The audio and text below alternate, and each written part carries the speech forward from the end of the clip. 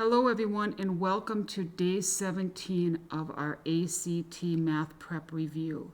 Let's take a look at our problem. What do we know about x?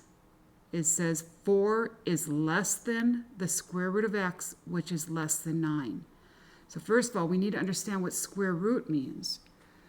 So if I'm taking the square root of a number, let's do the square root of 25. You're asking yourself, what times itself is 25? 5.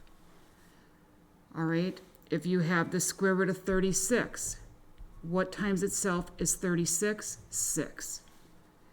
So let's look at the answers now. So they're saying the square root of x has to be between 4 and 9.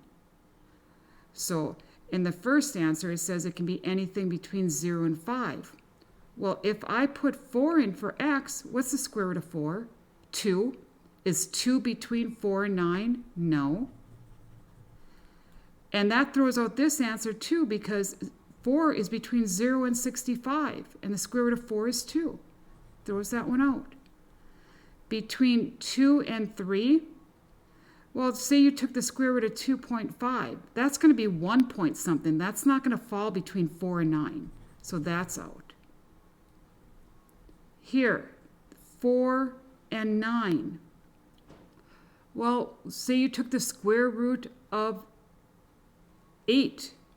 If you took the square root of 8, that's going to be 2 point something. So that's not going to work either, because 2 is not between 4 and 9. So here's your answer, and you can do it out. If you put 16 in for x, you get 4. Is less than x, which is less than, if you put 81 in for x, that's 9. And that is true. 4 is less than x, which is less than 9. It works. If you know how to do square roots, you probably could have found that answer pretty quickly. All right, that's it for this one. On to the next day tomorrow.